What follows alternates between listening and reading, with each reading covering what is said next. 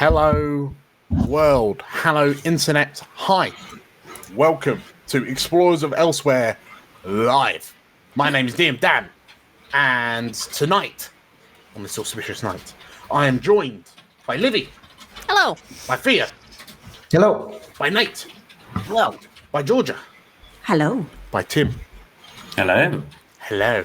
And by you, dearest and most loving viewer. We have returned for the 15th episode of our campaign, the beginning of Act 3, the final act of the third campaign in the Elsewhere series, The Titan Isles. We, in episode 14, did quite a lot. We accomplished a fair amount. It has been supposed that we accomplished quite a lot, but yeah, we are kind of jumping back into it. You had a little week off while we discussed everything that kind of happened towards the tail end of Act 2. Yeah, there were some big revelations, some big developments, and now we are on the home stretch. So, before we crack on, if you enjoy this video, if you enjoy the idea of this party of brave heroes punching not one but two gods in the shin, then you should give this a like. You should give us a little subscribey on YouTube, a little followy on Twitch, and also join us in our Discord. The links is in the description. If you want to see more stuff in general, we have a membership system on YouTube. We have a Patreon on Patreon, and that will give you access to more kind of exclusive member stuff. But even just the free access to the Discord gives you new things that you wouldn't see normally. So Nate recently ran a two-shot using the new version 1.5 void playtest Daggerheart stuff, a two-shot called Bad Lads, and also the first of a number of sort of like not behind the scenes, like supplementary conversations between characters just to help kind of colour everything. Yeah, you shouldn't miss it. You should treat yourself, you know? You should treat yourself. Speaking of treating yourself, if you want to learn how to play Daggerheart or pretty much any other TTRPG under the sun, we also have an affiliate link to DriveThruRPG that will flash up on screen periodically, and it doesn't cost you any extra to buy the rules from DriveThruRPG, but it does help us out massively because we get a little bit of a kickback, which is always nice, as we are saving up for a bombastic finale of descriptions that will yet to be looked in. But yes. Anyway, right, enough rambling from me. You've punched one god in the shin, and now you need to sit down and think about what you've done. Who wants to jump into it? Let's do it. Okay.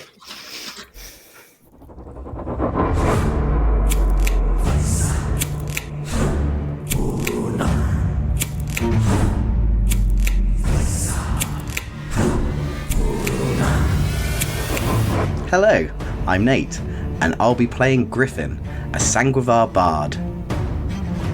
Hi, I'm Livy, and I'm playing Abe, the Guardian Keeper. Hello, my name is Theo, and I'll be playing Cooper, a Dragon Scent rogue. Hi, my name is Georgia, and I'll be playing Cassandra, an Asavar sorcerer. Hi, I'm Tim, and I'm playing Gardy, Majani Druid. And my name is DM Dan, the Games Master in this adventure.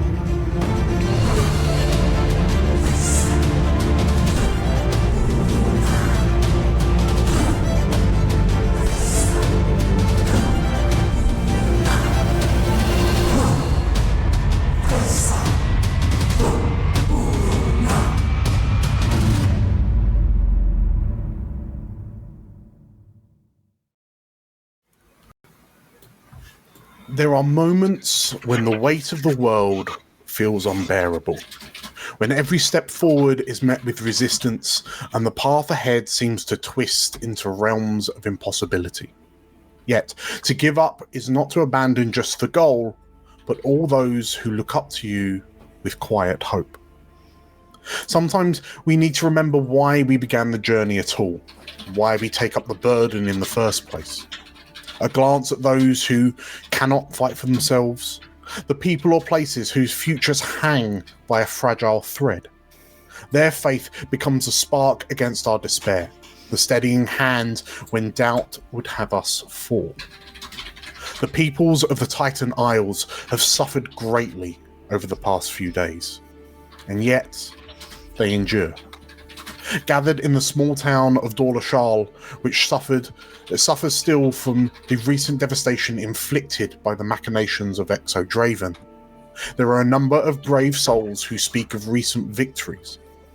The fury of the world spirit, Pfizer, the mother of Frost, has been quelled, her infection seemingly cleansed. In the light of success, not even Ekso's all-consuming crusade can eclipse a simple truth. Some things must be fought for, no matter the cost. And so, we find the five of you gathered in the streets of Dorlashal. Arguably back on the streets where it all started.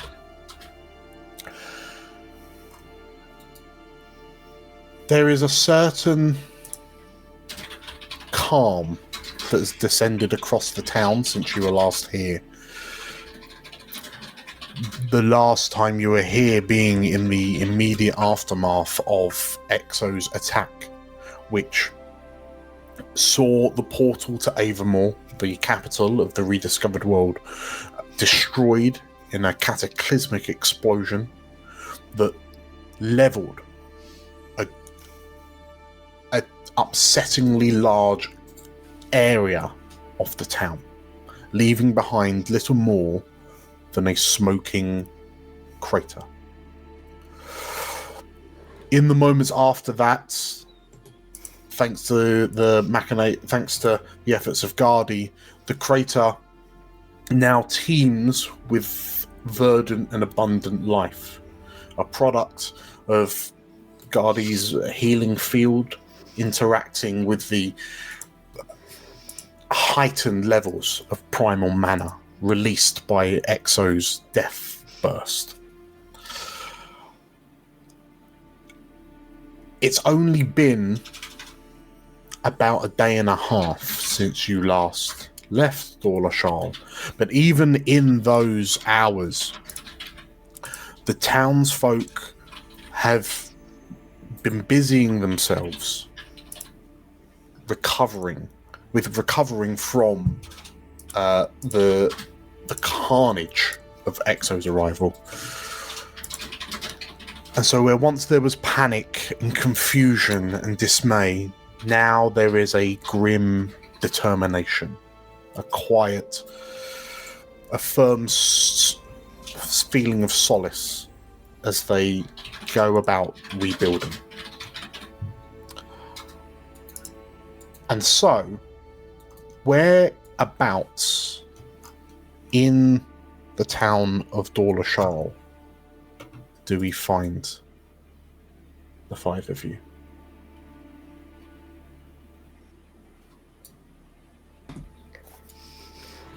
I mean, who's now in charge? I suppose it's Me. Pirate Queen? No. Well, that is certainly a question that needs some sort of answer. Many people are dead or disappeared. Yes. So So we no longer have a mayor. many have lost their lives to recent events.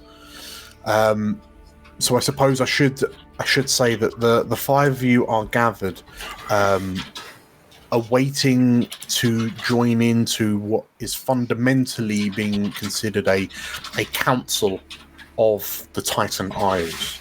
You know that the surviving leadership of Dorlashal, the surviving / present leadership of Dorlashal, so that being the innkeeper, if you will, of the Wayward Peregrine, Matteo Brevetti, Montague Skewerskew, the harbour master, Shayla, the shrine tender of the Sailor's Sanctum, is around. You have seen that the pirate vessel, so the large, enormous kind of ironclad pirate vessel that you now know belongs to Pirate Queen Elismira, that has been sighted docked in dockside.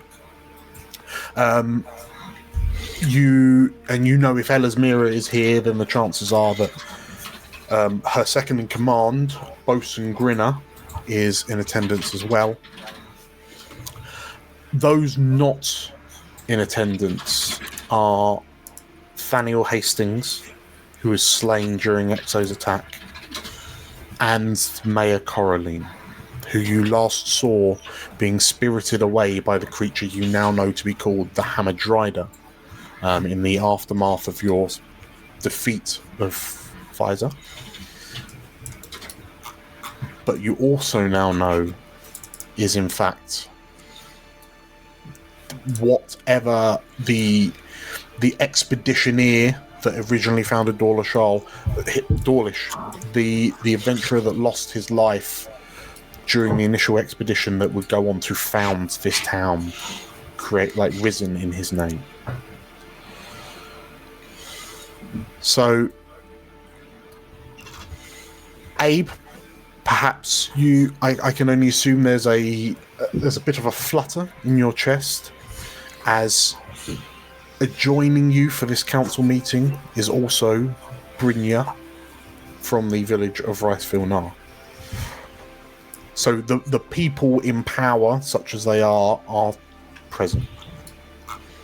But from Dawlish directly, there is a bit of a vacuum right now because Coraline is gone, Captain Hastings is gone. You're left with a harbour master and a tavern keeper and a shrine tender. So, with that in mind, the large crater that's evidence of Ekso's devastation, the destruction of the portal, now lies as a concave. Like the crater is now filled with this kind of lush greenery. If it weren't for the chunks of rubble emerging from the foliage, from the sort of like the grass cover, from the plants, if it weren't for the relatively steady stream of people still kind of sifting through rubble to look for, well, they're not survivors anymore. If it weren't for the coming and going of Merle, the gravekeeper, with his cart to take people up to bury them just above Little Prairie to the southeast, you wouldn't know perhaps that this crater has such a violent immediate history. But thanks to Gardy's efforts, there is an undeniable beauty to it all. Yeah. Who do you reckon is in... Is there anyone else that you can think of that might be in attendance? Anyone you'd hope is there?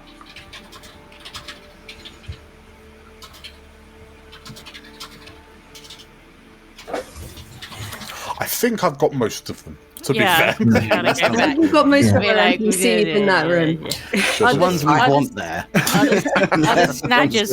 the snadgers present?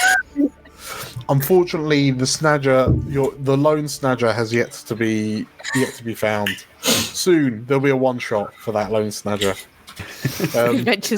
We all play the snadger collectively. Homeward bound. Yeah, is it homeward bound? Yeah, is it going to be a three shot homeward Talking bound? snadger. Amazing.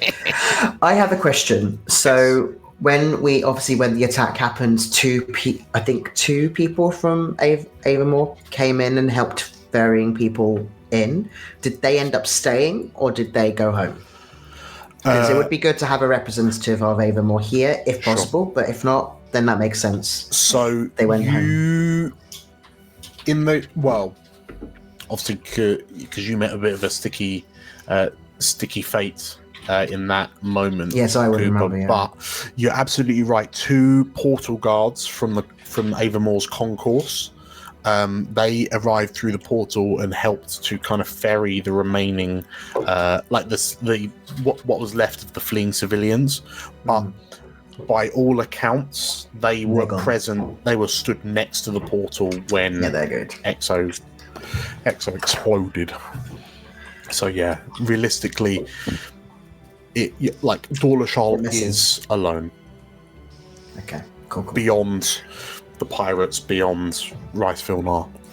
Sure. Okay. Okay. Well, yeah. So it sounds like we know who's kind of in attendance. Is there anywhere in particular that you would like it to be hosted at?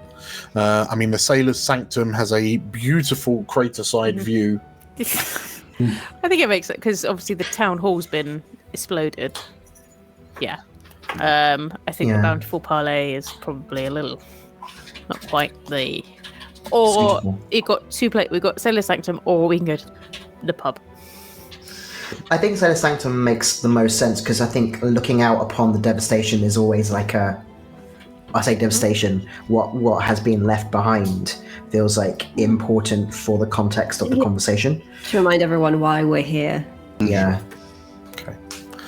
In which case, the Sailor's Sanctum, which not 48 hours ago was being used as a field hospital, has now largely kind of been returned to like normal. Like the critically wounded have been sort of like dealt with one way or another, and you've heard from sort of like passing townsfolk that you're like those who are still needing kind of medical attention, either physical, magical, or emotional. They are now kind of being looked like the people, the survivors of the attack, have fundamentally opened their doors to allow the wounded in. So people's homes are being used as kind of makeshift hospitals to give people areas to rest.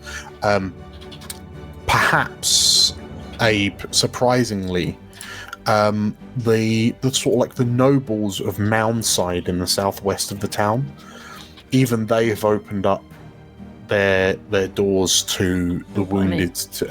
Where they have the room and the supplies to help where they can.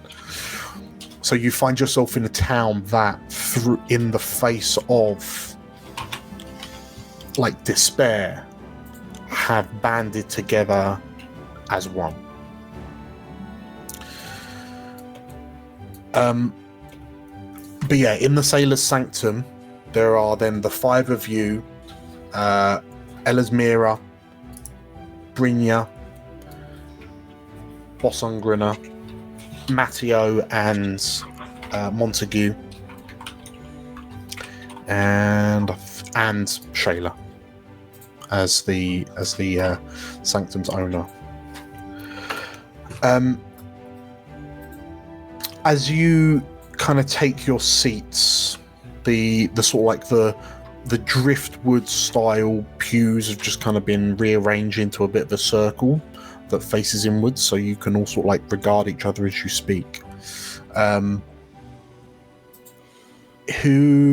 Is there any one in particular who kind of catches your eye? Bit of what other than Shayla? yes. I mean, Shayla always brings light to the room. How do the 5 of you collectively feel as you see like arriving, still kind of decked out in her, in inverted commas, battle regalia? But yeah, how do you feel, Cooper, when Pirate Queen Elismira arrives? I think Cooper doesn't feel anything, actually. Nothing at all. Just another person, part of the council. Cold. Okay. I mean, in which case, you notice that Matteo and Montague, I think Montague more so, this kind of tiny, sort of like waif of a man boy. Like he's very young in this in the grand scheme of things, and it's, whilst he does a fantastic job as being harbour master, clearly the past few days have taken a toll on him.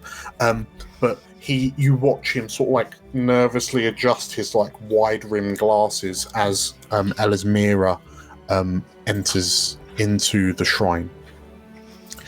And like Matteo just kind of gives her a nod.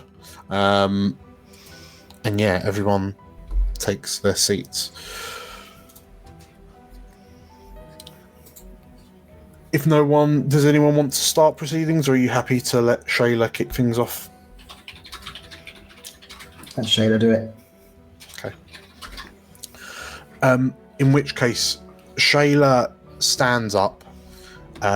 Always the curious contradiction of the robes, like the vestments of Renangar, the Sky Warden,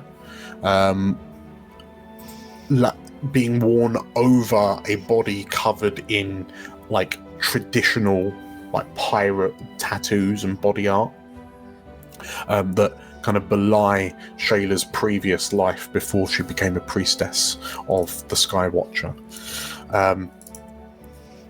Thank you, everyone, for coming here. It is good to see some new faces, she says, and she turns to regard Brynja, your daughter, Abe, who sits... You've noticed that Brynja, despite kind of having been invited to Dorlashal, she's sat a little bit away. She's kind of... she's the most separated from the rest of the group. And her large, kind of green-furred, feline beast, just sort of like it's resting its chin on its paws as it lays on the wooden floor. But you could notice that it's on edge. The ears are slightly flattened, the tail flicks ever so slightly, and that kind of attitude, that feeling, seemingly is also emanating off Brynja as well. It's clear she feels a bit out of her depth. I'm glad that you could all make it here, Shayla continues. Since the attack on Dorlashal, there have been a number of developments, mostly in thanks to these heroes, she says, gestures to the five of you. I understand that through your efforts you have dealt with the threat posed by Pfizer to the west of the island.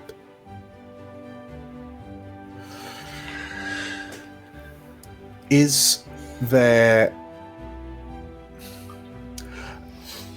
anything of note that you feel we should know before we carry on? She says as she looks to the five of you.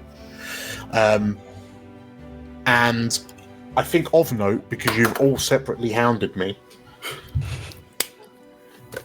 Get out the rule book. Is all of the loot. Yay! We're just clutching it as we sit wherever we sit. Nothing else. I'll tell you what's of note. My brand new cloak. That's the five of you dressed like kings.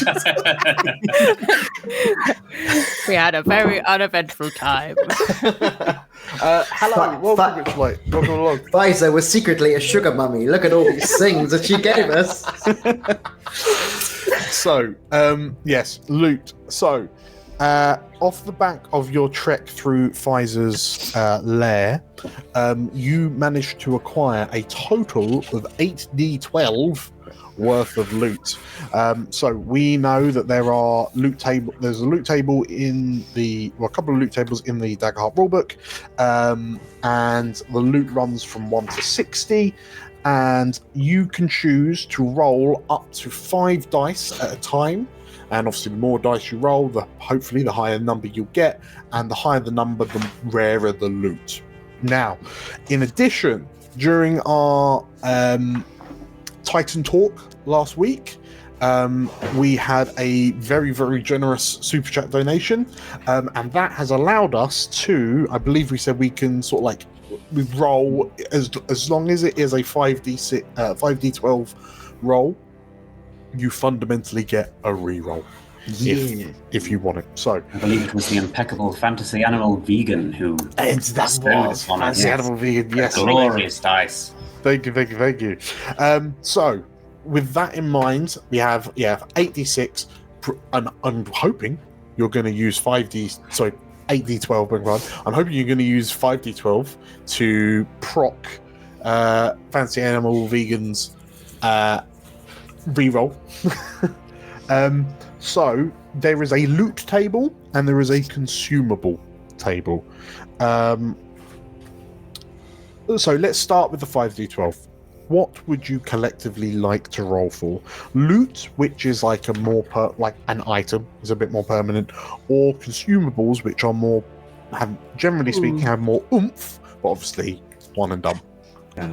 So just thinking about it. It's eight loot. There are 4 of us. And there are 2 tables. Is that right, or am I wrong?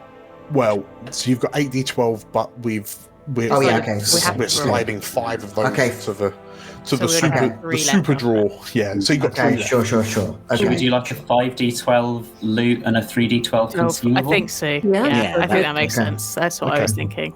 Okay, here's the idea. If I roll... Oh, this would be a terrible idea. Who wants to roll for the 3d12? Who's the luckiest of us? Go on, Nate. Right, so we're rolling 3d12. We're checking the consumables list, and then I can drop that loot into whoever's baggy. Let's go. Yes, loot, yes. 11. An 11. Oh, 11. 11 is a good number, though. 11 is a good number. That's actually quite useful, that one. Is it like an anti-fire? Is it? You wish. That was 12. Just Does it make man small? You have... Little Ekso. So as you thinking back to your rummage through Pfizer's lair, from one of the loot containers you found there, you have acquired a why aren't you sharing? Consumable. Don't I hold. Suspense. A vial of moon drip. Oh, is that what you call it? Yeah. Cool. When you drink the contents of this vial, you can see in total darkness until your next rest. Oh. So full-blown night vision. Nice. and it's permanent if you never sleep again. We only like long rest once. And we don't do long rests, so let's go. Exactly. Okay, so you've got a vial of moon drip. That's one thing that you found. I think, just to get everyone involved, 5d12. It's 5 of you. Oh. Everyone roll a d12, and then I will frantically add up the numbers. Yeah. Very exciting. And then So you got 3. By our powers combined.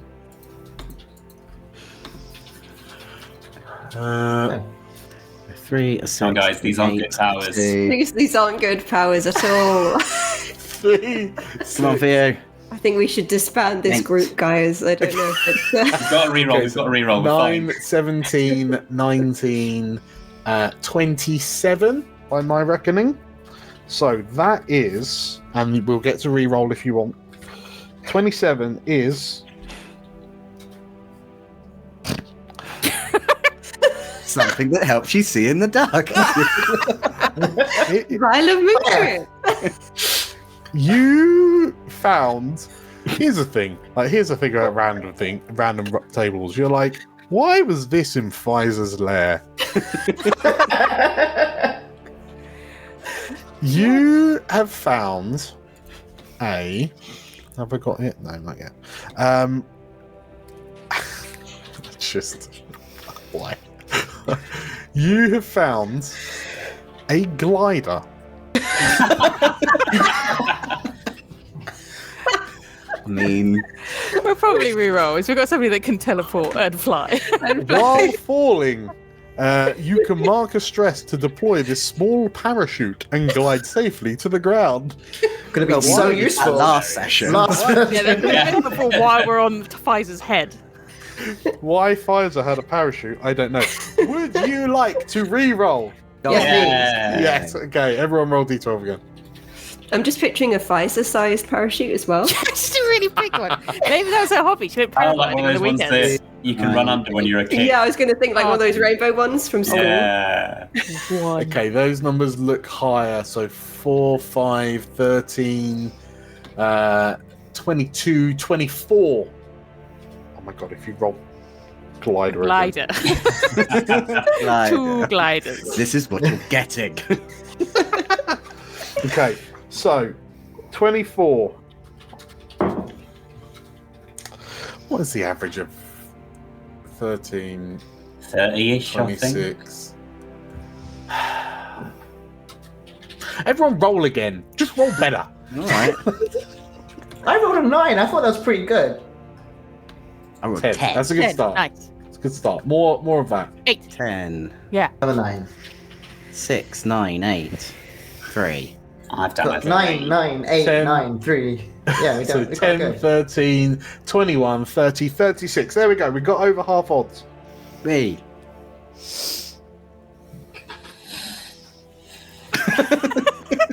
Is it a wheelbarrow? Glider.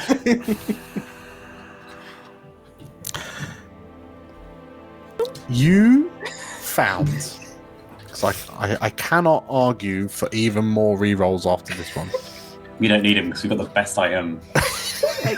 You saw what it made me do. Right, you have discovered in Pfizer's lair, and I'm. Sounds like one of those like campfire games. I discovered in Pfizer. Beginning with A. Portal seed. Oh, let's go back to Avonmore. Oh, bye. You can plant this seed in the ground to grow a portal in that spot. The portal is ready to use in 24 hours. You can use this portal to travel to any other location where you planted a portal seed. We'll put an asterisk on that.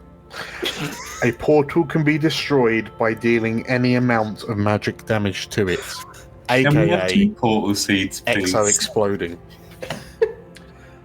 I reckon It was a pouch of portal seeds. I would argue this portal seed, once the portal has grown, for all intents and purposes, it can then be used to be linked to other portals. So, given that there is a capital city full of portals, you'll be at this seed has, for all intents and purposes, in 24 hours, Dorlashar will be reconnected to Avonmore. If that is where you want to reconnect to. Could do. Could you go somewhere argue kind of lore-wise that it senses the portal magic that used to be where the portal was that got destroyed, so it can link to that? Yeah, I reckon so. So, between the five of you, I suspect perhaps this is in the hands of Gardy, that you are holding this large, I imagine it's almost like large bird eggs. What are you giggling at? Like this seed is the size of like a large egg. And it's, you notice that it's got... Would you say it's about the size of a tangerine?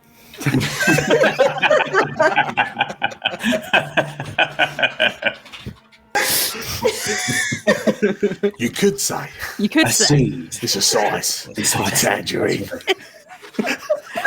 Okay. Just want to clarify. just clarify. Just want to travel very large distances using magical portals. So, Gardy, you are holding a portal seed. So I guess if nothing else, you are holding the hope of deliverance in your hands for this town. No pressure. The question of how do we get back in touch with Avamore has seemingly been answered by this loot table. By the loot table. Yeah.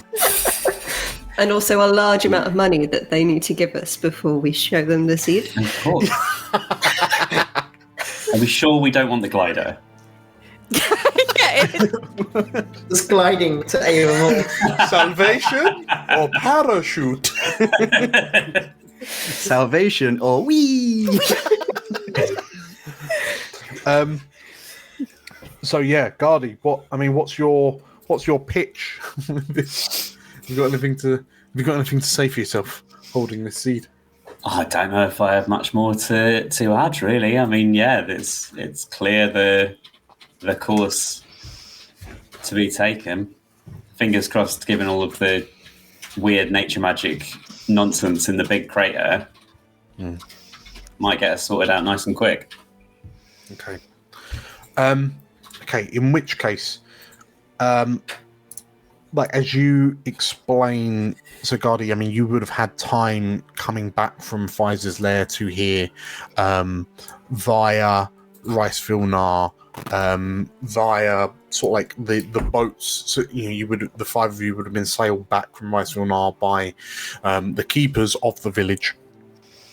You would have had enough time to kind of analyze and kind of figure out what this seed is, and realizing that it holds like this innate you've heard, perhaps you even, well, I guess the question would be if you have seen it or not, but have you heard or experienced tree porting, where natural magical kind of glades would have space, the plant life would act as kind of natural portals?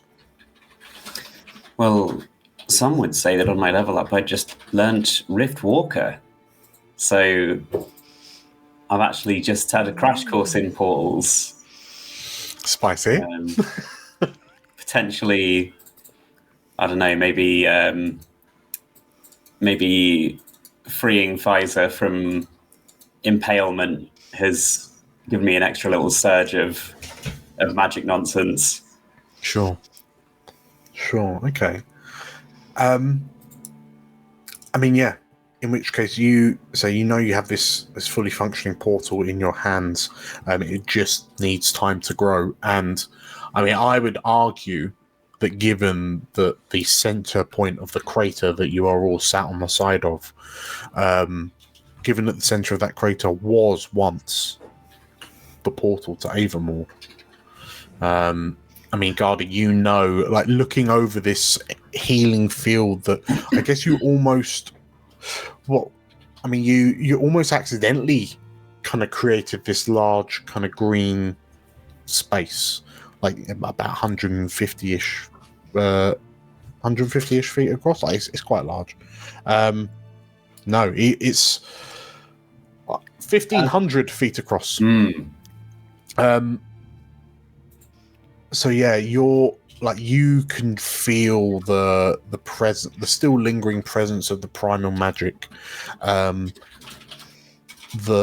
kind of radiates out from here. And in the time that you've been in Dorlashal, since you've arrived back in Dorlashal, I should say, you've also seen that there are some people with more sort of like minor or superficial injuries that have been discovered, and they're simply sort of like spending time in the crater, like they're touching grass, but the natural magics that are kind of loitering in this area are healing these kind of superficial wounds just naturally, or supernaturally, I guess. So yeah, planting this portal seed in the crater would certainly be like a perfect place to plant it. Cool. Yeah, I'll get it plopped in there as soon as reasonably possible. Okay.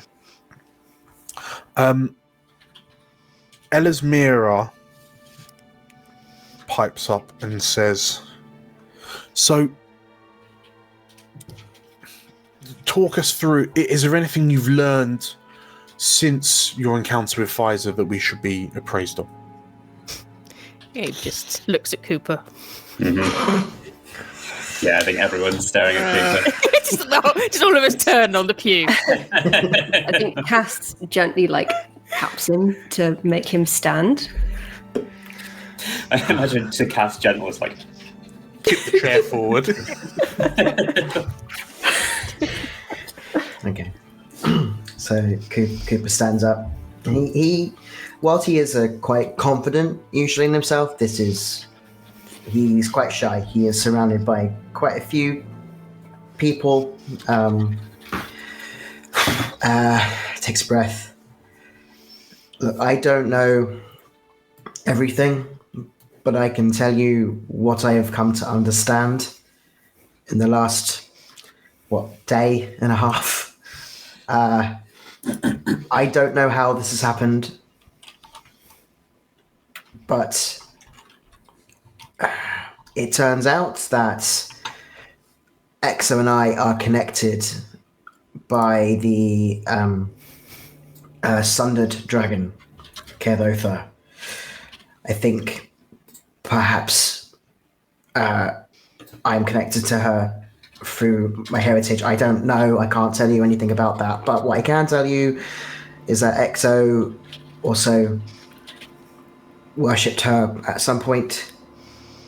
And because of that, there's now this link, which means that he was baiting me one evening, and I'm able to kind of see through him, which means now I understand that while we were trying to help Pfizer, he went for Burunan. And as far as my understanding goes, because it's very hard to tell, but it makes sense, as we were helping Pfizer, he went for Burunan, and I saw that god's heart in his hands, and his hands tremble a little. So I don't know how he's managed to do that on his own. It was hard enough fighting Pfizer on our own. Either way, he has been able to kill a Titan on his own and now has that power of a Titan. So it's going to be a mammoth task, whatever we do next. But we're going to have to do it. We can't let him do this again. And he gestures out to the grass and the healing. Suffice to say, when you utter the words, he has killed a Titan, the shrine is filled with the sounds of sort of quiet, murmuring and concerned whispers between Matteo, Montague, Shayla, the pirates. And I think, Abe, you'll probably want to notice that the only person that doesn't look surprised is Brynja. And Cooper, as you finish, she clears her throat and sort of like leans forward in the pew she sat in, and I can confirm what Cooper has said. We have only recently begun recommuning with the spirits in an attempt to ascertain why they are thrashing and raging like wild beasts. But I have sent scouts when we noticed that the communion with Buru Nun had stopped. And they report there is a flame to the northeast that is spreading. And if we do not act soon, what we thought was Buru Nun's flame, but now we understand may well be Ekso's flame, will consume the Isles. And Dorlashal will not be able to withstand Ekso returning for a second time.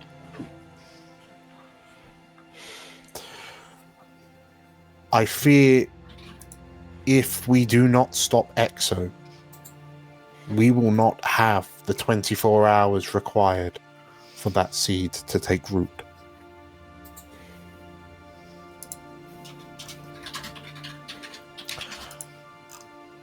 And Brynja sort of like looks around and sees I can only imagine a sea of faces that don't look overly infused, and she sort of like sits back in her seat.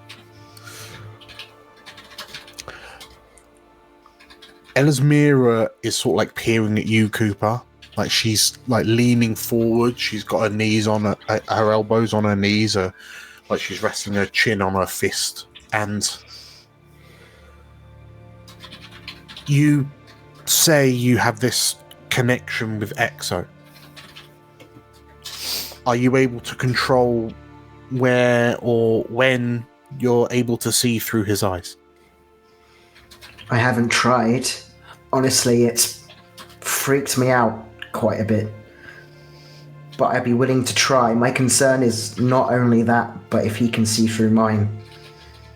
And that's scared me more than anything else.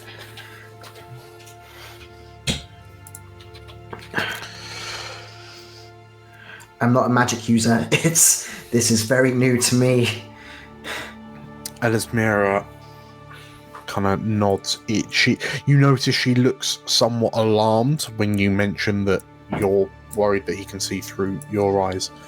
And as she sort of like holds you with this long stare, Montague pipes up. Do we know what is the current situation with Pfizer? How you say that she was cleansed, but do you know what has come of her since? I'm afraid I don't. We had to rush. The ice was coming down on us. We had to leave quickly. I looked to the others. I don't know if we can try to commune with her and maybe...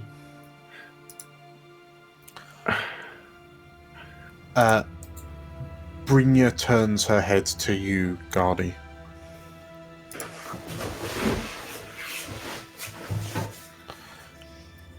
Have you been able to commune with Pfizer since?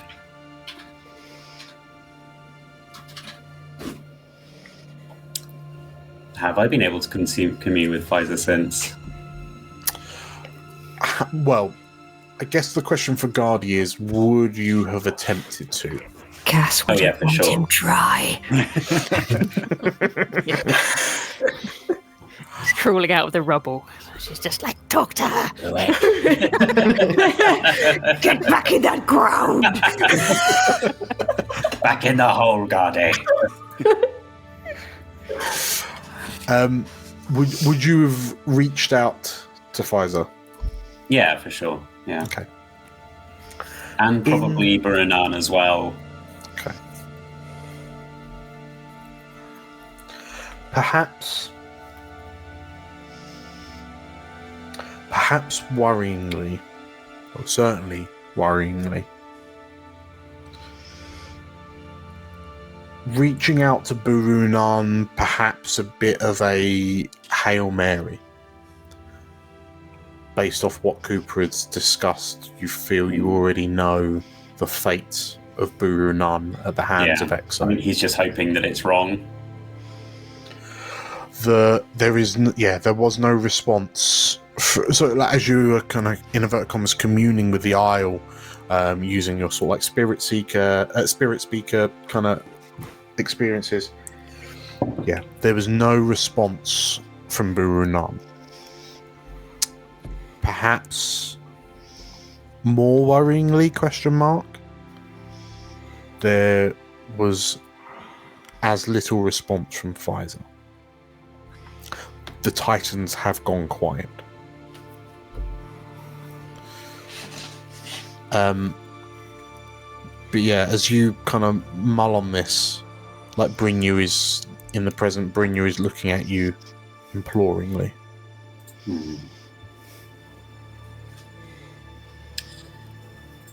Well, you've reached out, but nothing from either. I do believe that Brunan may have been consumed now. Perhaps is beyond saving.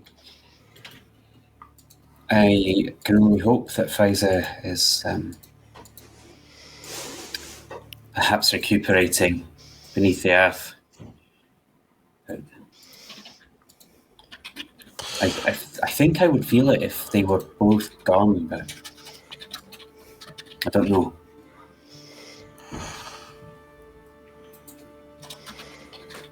As you mentioned that, Montague just sort of like slumps back in his seat slightly, and he sort of like he's running it, like rubbing his eyes with his fingers, and I just don't know what can we do? How to fight? I can't help but feel like to fight Ekso directly would be tantamount to suicide at this point. If he is as powerful as you suggest he is, I just don't know what to do.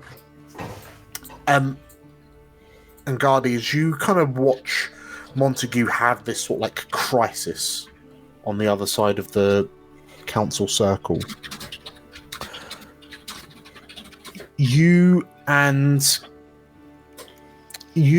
Cass, and Griffin, you all feel the hairs on the back of your neck rise, like stand up.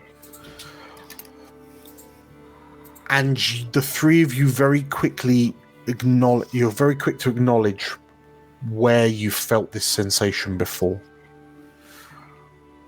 And you turn your attentions like westwards towards the crater. And surrounded by a flurry of foliage, leaves, flower petals that are sort of disappearing off into the sea breeze, you see a silhouette of a creature approximately 9 foot tall, skin seemingly made of bark and root and vine. The large wing-like leaf that protrudes from the Hamadryder's back now draping over one shoulder like a cloak. And as the five of you peer over at the Hamadryda who has appeared in the crater of Dorlashal, you notice that in one of its four hands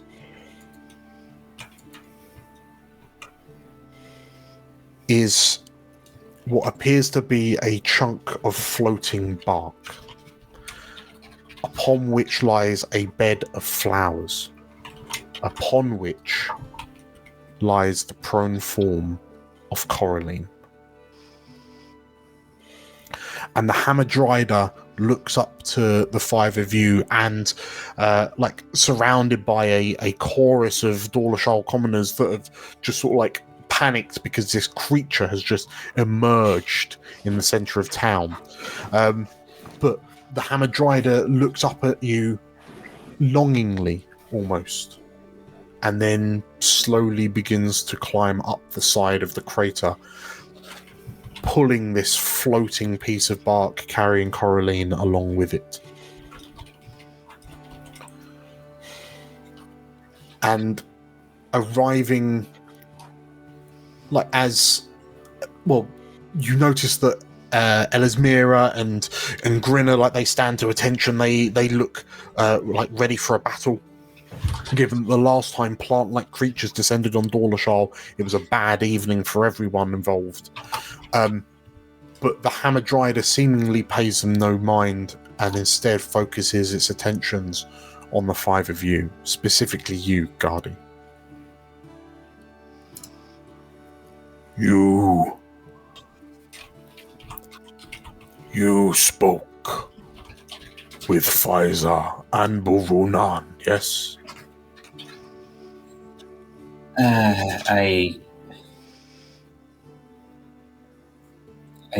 tried. I spoke to them once.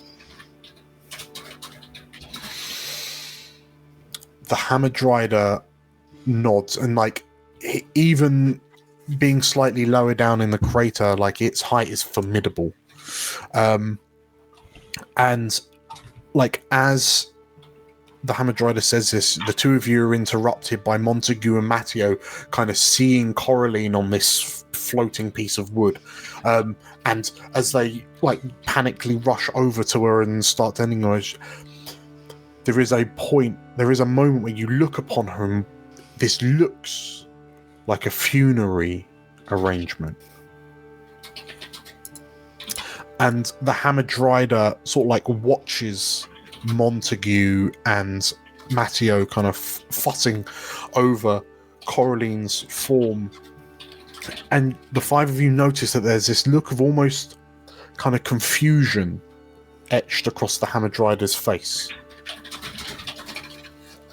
It's a confusion of someone who is clutching at a memory that they can't quite reach.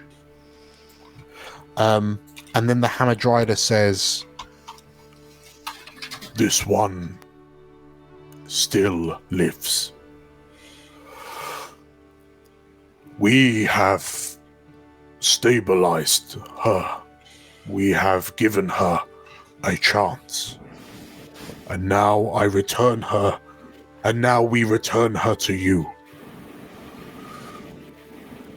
So we may begin talks. You who have spoken to the Titans, you have accomplished something that we have been unable to for many, many days. We are the avatar of the Titans, and yet we can no longer hear them.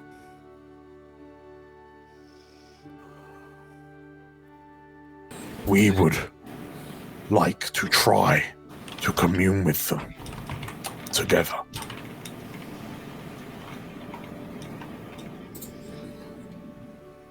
I can try. I'll just turn to the other townsfolk and be like, he says his name's Dawlish. As you say that, Montague is too wrapped up in checking to see if Coraline's alive, but Matteo stops and, "What did you say?" he says as he peers at you. He's a friend, I think. His name's Dolish. Matteo furrows his brow and, "No, I'm sorry, my friend, you must be confused. Dolish was our expedition leader. He died when we first arrived here.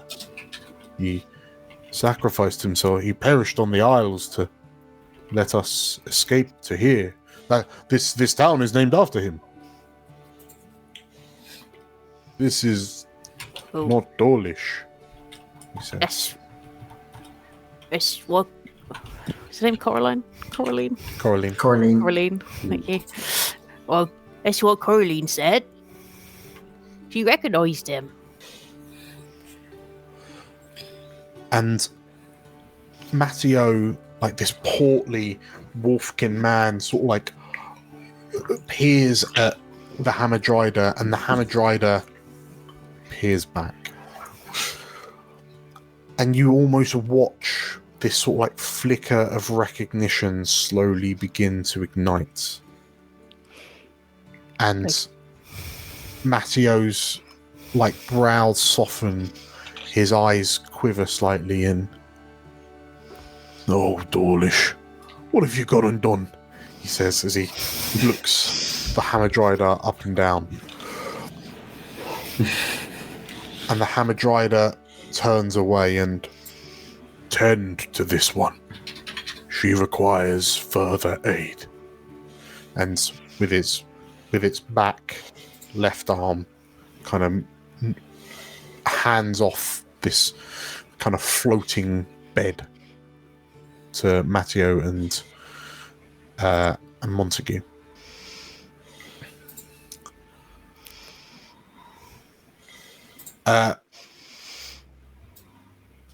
As those three kind of, Matteo and Montague excuse themselves, they disappear off, and you are left in inverted commas alone with the Hamadryder.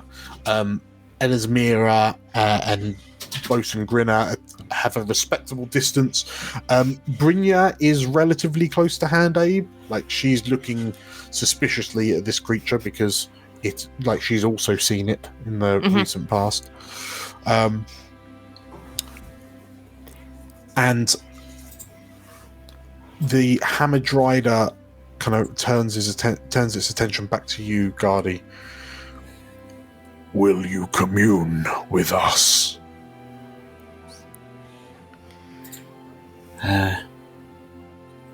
Of course.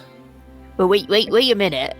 Before you take him off, who's us? The Hamadryder turns to you with a look of confusion on its face. "Us is we. We are the Isles." Wait, what? Well, that's reassuring. Is there more of you? Are you the only one of you? Or is there another of you? Is there multiples of you? Or is you just we?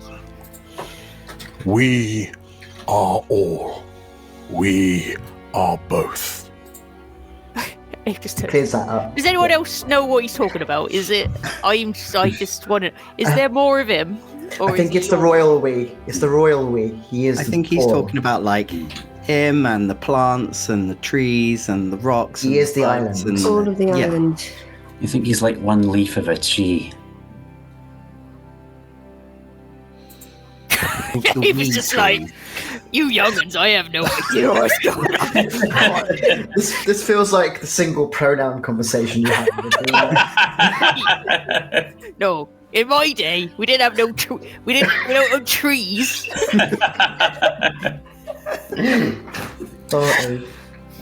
He's so old. As Abe's just stood there, mind blowing,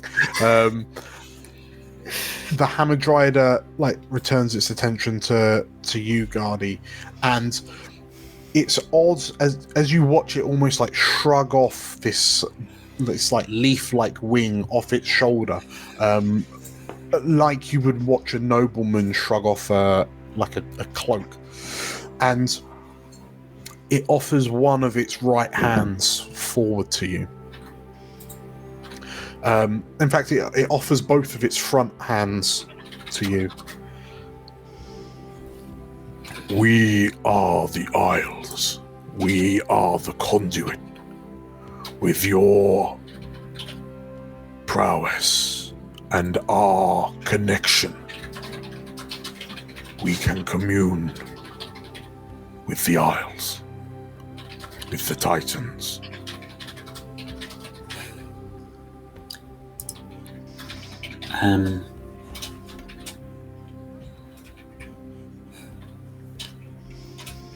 Perhaps,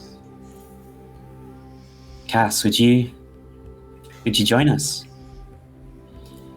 Your knowledge and your power might come in handy. Am I allowed? The Hamadryder turns its head towards you, and its back right hand is offered forward, so it's now holding 3 of its 4 hands for grasp.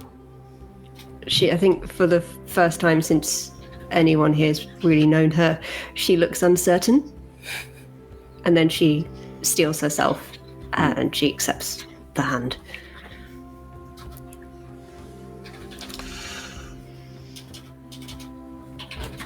Which ability would you like to roll for this, Gardy?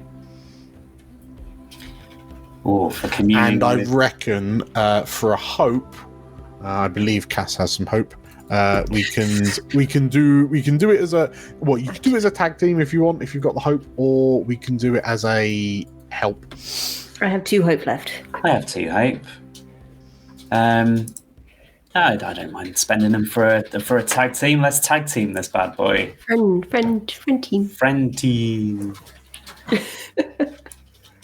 I'll use my instinct, please. Yeah, if you want to do a tag team proper, I'm more than happy for one of you to spend 2 hope and the other to spend 1 in this moment. Sounds good. In fact, are you all right spending for the 2 for the tag team, and then I can add my spirit speaker experience on as well? Sounds good. Okay, so 0 yourselves off on hope, and then we'll do a tag team with an experience. No more hope.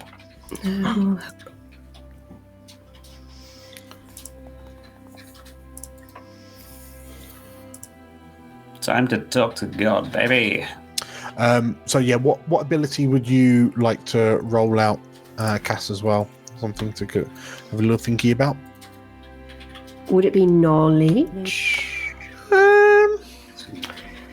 I mean, if you're thinking about how do I commune with gods, so perhaps if you're basing this off any sort of religious, divine text, that would be a good shout.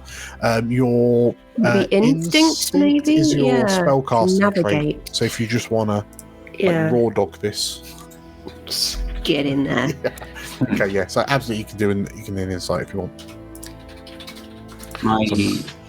Hopefully, this will add on my experience, because it's gone a bit strange on my display here on my UI. Here we go. Okay, so we've got a 22 with fear for Gardy, and crit for Cass. The big crits. And I'd like to stressfully be fearless. Well, would you... So bear in mind it's a tag team, so you can choose which of the 2 to pick. So would you like the 22 with fear, or would you like the crit? I think we should have the crit. I thought we should get a crit. You should have the crit. Was it a double 1 crit? It was a double 1 crit. I was like, it's going to be a 1 and a 2, and then it was 1-1. I was like, flying in the face of failure. That's Cass. Okay, off the back of a crit. So, as you take the three of the Hamadryder's hands that it's offering forward to you. There is this rushing feeling that surges through your cores. It feels like the world it's difficult to tell if the world feels like it's shrinking or expanding at a lightning pace. But you feel as if yourselves, you almost feel like you're rooting. And as you peer at the Hamadryder, it feels like it's a figment of the mind, but it almost looks like the Hamadryder is itself turning into this great ancient tree. Its roots reaching deep into the earth of the Titan Isles, and through it your senses ignite. You feel like you can hear, see, smell, taste everything that happens on the Isles. I'll tell you what you sense, and then off the back of a crit we can both do some sort of like questions. You can ask me some questions, like clarifying questions after. If also both of you gain a hope, FYI, and clear a stress if you've got stress.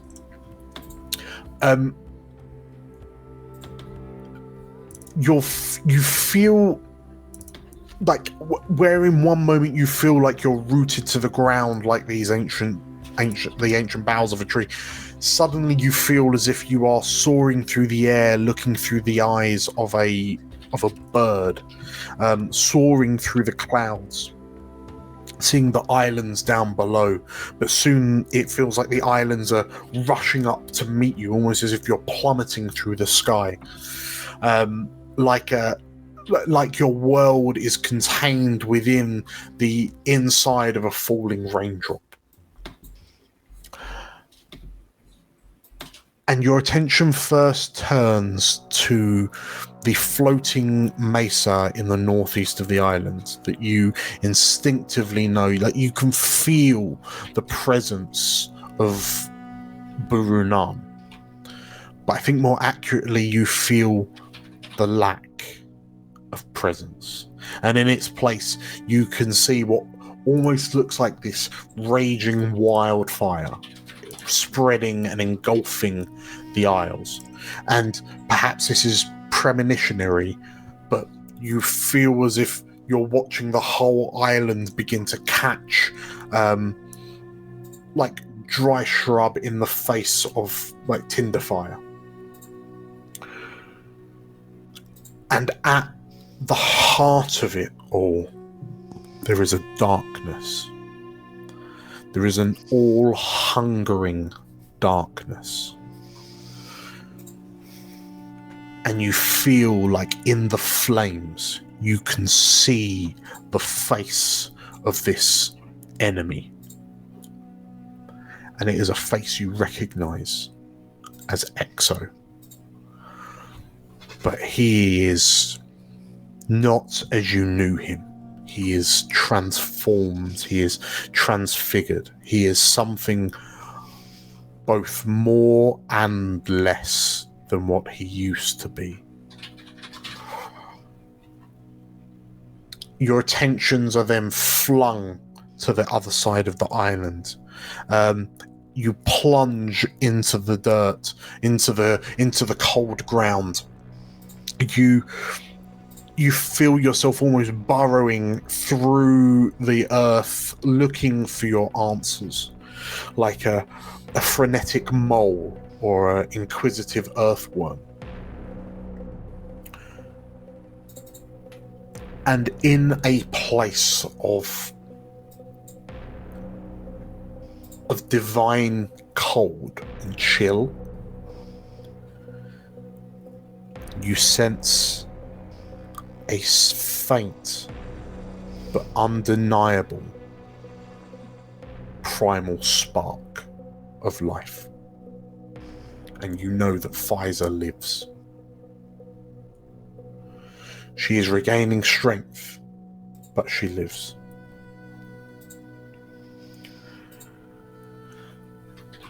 So in this moment, you're able to see the two. Well, you're able. You know that now that you know that Pfizer lives. Have you got questions for me, and/or for the Titans, and/or for the Hamadryder? Boy, do I.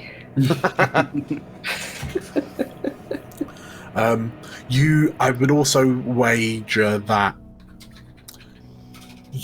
so Gardy, in this moment, especially off the back of the crit, so bolstered by Cassandra's help, despite Pfizer being in this somewhat weakened state, perhaps understandably, given the fact that she's only recently been cured of this horrendous Kervothan corruption, you feel like if you wanted to speak with Pfizer, you can. She's got a really sexy husky voice. Hello! It's me, Louisa! Yes! Oh, it's all right. Hello, you alright, babe? Get out my pub! Can you imagine? No. I feel like I missed an opportunity not shouting, Get out my lair! as you fought her last week. Give back that portal sheet. That glider! That's my glider! I'm going to sell that at market! So, in this moment of emotional importance, yes. Deeply serious. Who do either of you have a question for Pfizer? Or not even a question, just a statement. I mean, I feel like Cass knows that there are important questions we should probably be asking this Titan. Like, how do you defeat someone? What is eating your heart? Can you help us? I think if there's like a sense of presence around them as they take this wacky journey, I think Gardy can probably feel Cass kind of like pulling ahead, pulling forward. Just this desperateness of her, and she just asks out into the void, "Where are they?"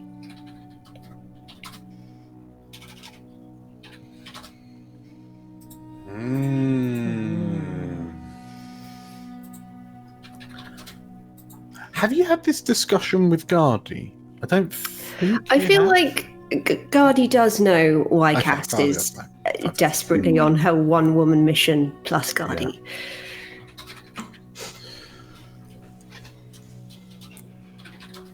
Where? So Gardy, in this moment, like you hear, you feel like your and Cass's minds are almost melded in this moment as you soar across the aisles. So even though Cass hasn't stated it outright, you feel like you instinctively know, like you can sense where Cass's motives and intentions have come from. So you know what she's talking about. But this is a question for Georgia. Mm-hmm. Where was the last time Cass? Where was Cass and her family the last time she saw them? I think she never saw them vanish. She doesn't know what happened to them to see them vanish. I think the last time was just before she went off on another fact-finding expedition, which was very normal for her family. They are a family of very fervent researchers. I think Indiana Jones, but more annoying.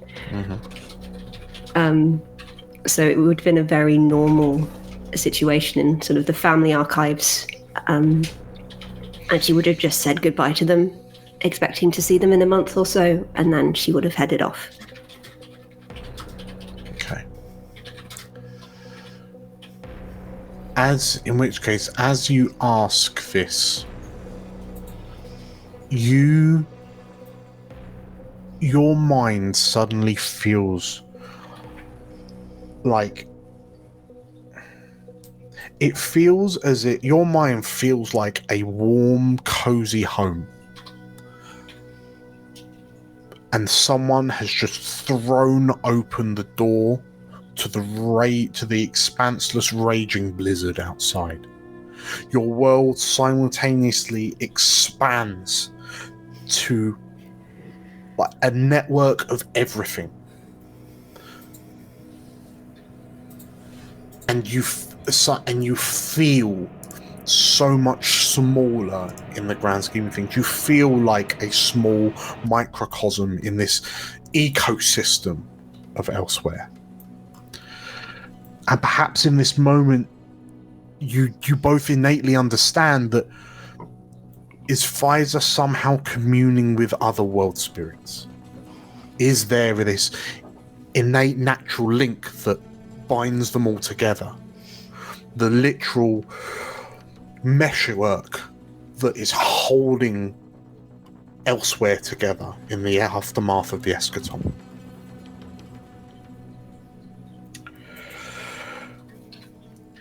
And you hear these like almost animal-like calls and voices kind of rippling through this like ecology. And then you find, is it 2 or 3 family members? Oh, it's many. Are they all? Okay. Oh. Okay. You sense a cluster of familiar souls crowding around the intangible form of a world spirit. A rather small and delicate and nurturing spirit. One that seeks only to grow and thrive. Almost childlike and curious in a way, enjoying the attentions of the mortals that have discovered it.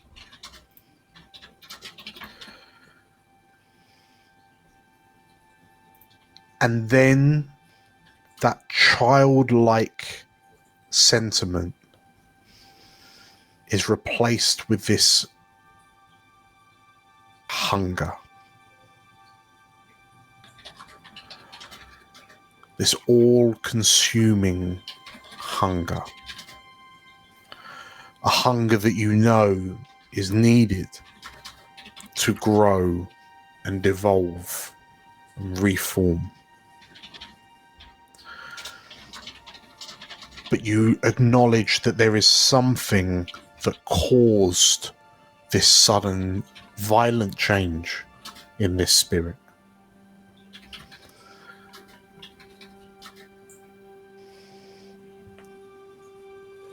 And you acknowledge that the darkness that emanates from this hunger is the same hunger that now lies at the heart of Burunan's lair.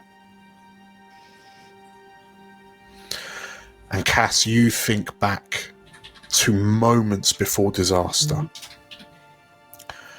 Sorry, moments after disaster. As Ekso's form drew itself back together and he stood to full height, as if none of the explosive devastation that he had wrought had just occurred. He rasped at you. What makes you think these were the first I'll consume?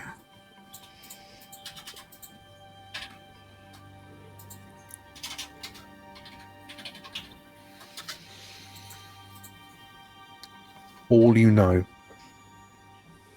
is, as a result of the hunger, those familiar souls are gone.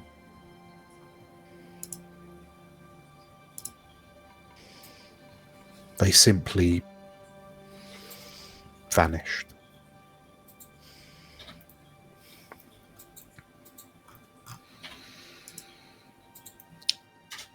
you feel a sense of sorrow emanate from the spark that is Pfizer.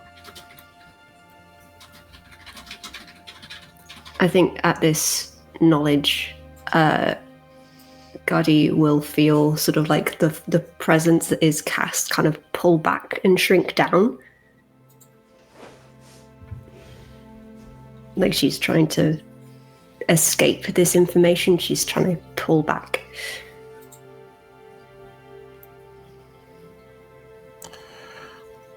Gadi, you feel like you can feel Pfizer turn her attention to you. She's hoping you'll ask her something that'll make her feel better. Will you be all right?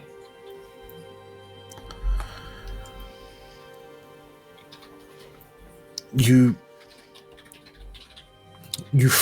response you get feels like a soft, a weak nod of the head, but is one that still contains determination. You feel this drive to recover, to recoup, to regain, emanating from Pfizer. You feel this yearning emanating from her as she feels that the connection to Burunan has been severed. She feels like someone that has lost her kin. You feel that mirrored, presumably, from Cass alongside you.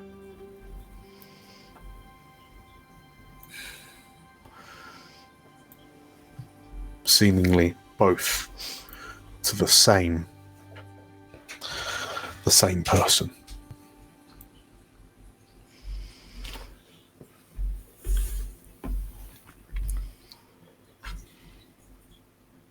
Will you help us avenge those we've lost?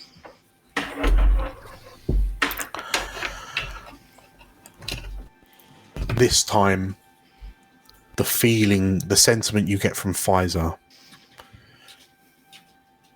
is not confident.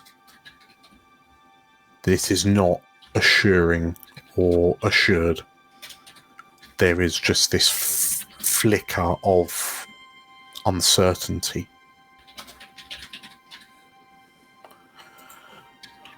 You feel the pain of the corruption that ran deep.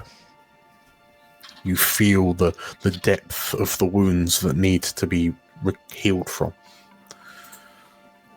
Pfizer cannot be sure she can help you.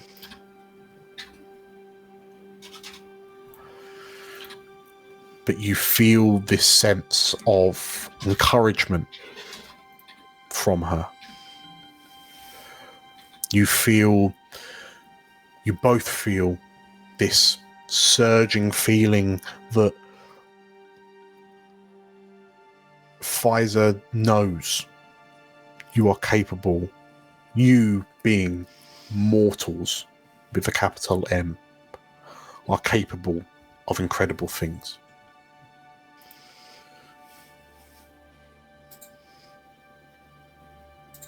And she wishes you well. Thoughts and prayers. Thoughts and prayers. You got this. Cass, I will say, as Pfizer sort of like shrinks back into a more hibernatory state, as you're like you say you feel like you're almost trying to like pull away, potentially like trying to turn your head away from the truth, like what's happened, what you've been shown.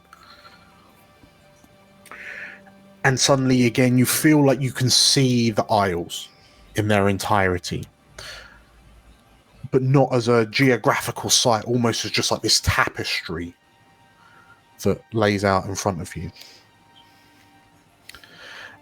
And perhaps because of your sort of like recent powers post-eschaton, you notice that this latticed network that kind of runs through the aisles, seemingly a connection of all the things natural and primal.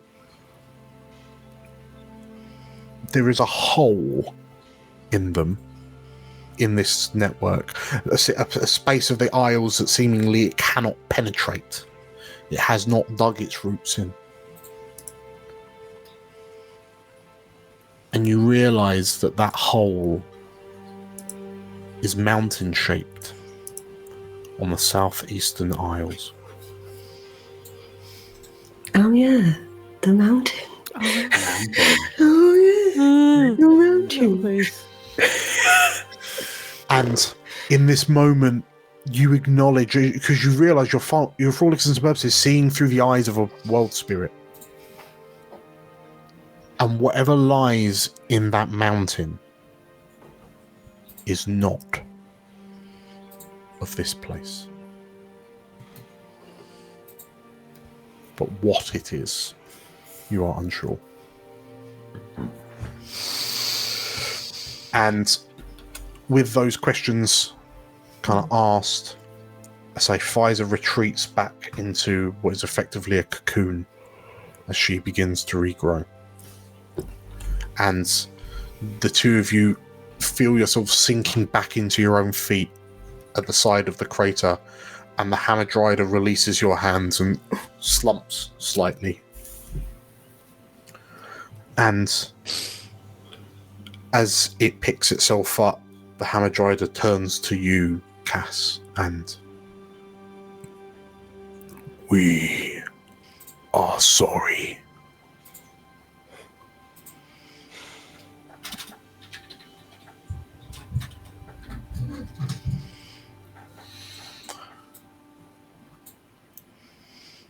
What's Griffin doing? You mean, what's Griffin doing? Get on the side of the crater, Singing a little song. Just got his little. Griffin, you've just watched like Guardy and Cass have almost been in this like trance-like state, and perhaps, well, actually, when I say what's Griffin doing, I get unbeknownst to Guardy and Cass and the Hamadryder, approximately an hour has passed. Jesus. Oh. Okay. So yeah, I think let's put some context in. What's going on? You're getting a spot of lunch.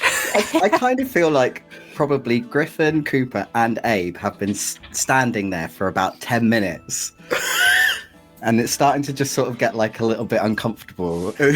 Just them waiting around, just kind of going like, do we know how long this is going to take? It's not like the buffer of Cass and Guardy between us, so we're just very awkward lads. Very awkward.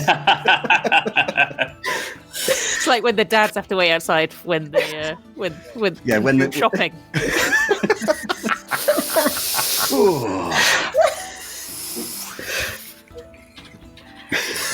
Pub. I mean, can we? I mean, shall we go? I mean, is it nothing we can do to help, is there? Like, if no, I don't think we're part of the we. We're just us, aren't we? Shayla, Startup sounds in the background. Shayla would have 100% stepped forward after that 10 minutes, because I'm sure she would have been like, "Oh, it's been a while now." And she's assured you that if the three of you want to disappear off somewhere else, she can keep an eye on them. She's not going anywhere. So we She's don't gotta be care. here. It's just, we haven't really. It's a bit nippy out here. We haven't had that much downtime for a long time, so we nice to just go around the shops and see. Take these lads to my hut. Go them round. Is there? Where would the three of you like to go in the hour or so? Pub or do you want to come to Abe's hut and make you a cup of coffee? Let's go to Abe's house. Yay! Okay. I bet it's a fucking state. We are time to clean up, guys. But in which case, how would you describe the journey from Dorlashal to Abe's hut? Abe Town. Taking it downtown to Ape Town.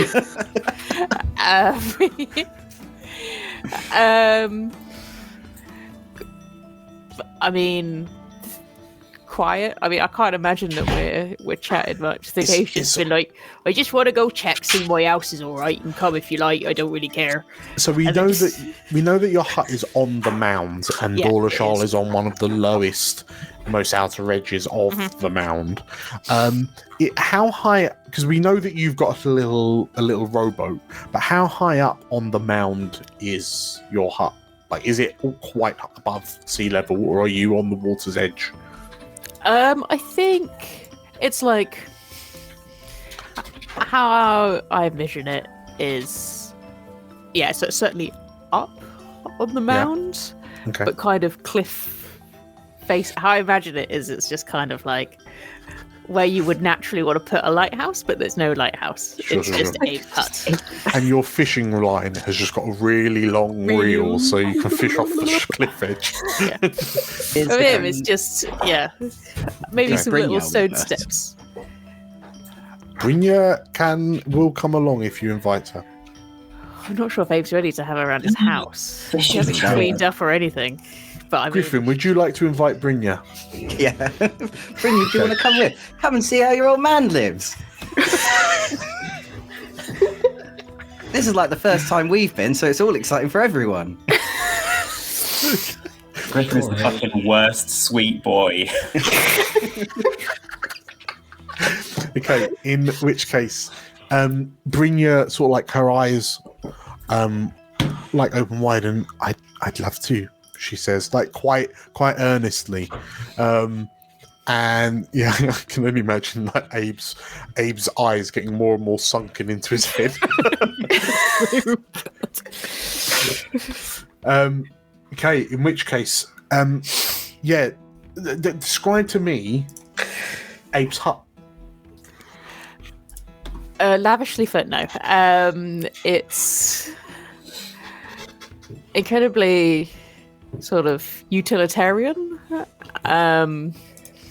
Not, I think, as you go up and through. So I kind of imagine it's like kind of winding up, and then he's got like his little like allotment style garden. So he grows a lot of bits and pieces. Obviously, towards the back, there's quite a lot of some kind of like tobacco growing in his own little private sort of garden that he's got. And then I think as you go into that, he can tell that he doesn't have visitors, as there's only one of everything. So there is one chair, he's got his mug. And yeah, it's just very, very utilitarian. Not a lot of stuff anywhere. Apart from, I think, if you can see on the on one window, there is what would have been fresh flowers a few days ago. And I think the first thing that he would do as he's coming through his garden is pick some new fresh flowers and put them in his vase, take it out, and then put some new ones on, and then kind of just look around at the guys and his daughter, and be like, "It ain't much, but it's yours. Here it is."